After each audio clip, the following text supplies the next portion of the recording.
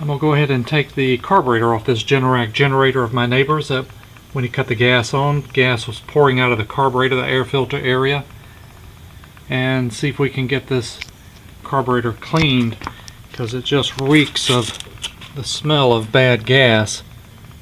So this carburetor has two screws in here, one here, one over there in the air filter housing that will need to come out, and this air filter housing will have to come off as well.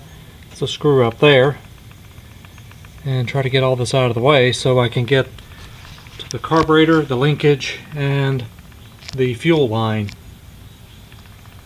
The air filter housing is now off.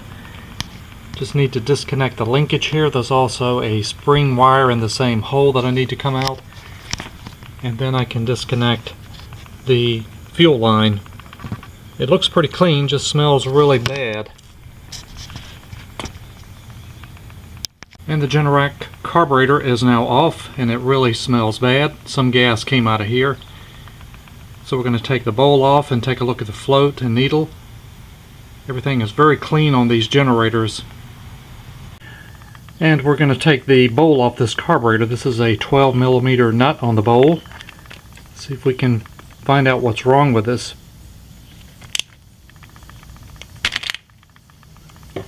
Gas smells horrible. Leaking out all this yellow gook.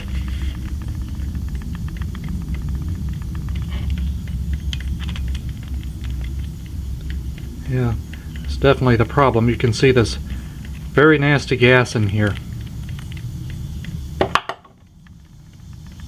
And that bowl nut has got dried gook on it. Let's see if we can get this bowl off here. There we go.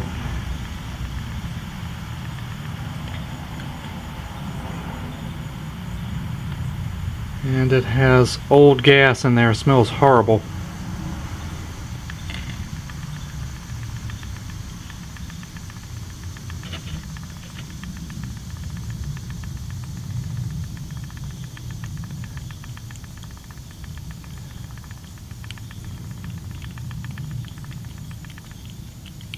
Get the float out.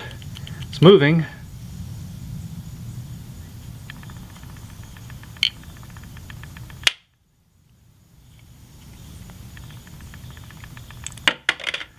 And that was a needle that fell. So more than likely it's got dried gas in here, and it's got some of these jets and nozzles plugged up. We're going to clean this out really good and then do a reassembly on this. Well, this Generac carburetor is now clean. This bowl got all the gunky gas out of here. It's nice and shiny again.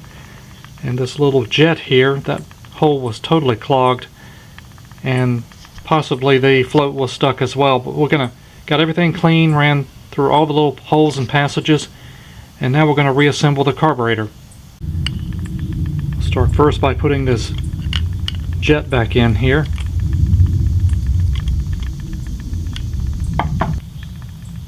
And we got the needle on the float, and we're just going to drop this back in.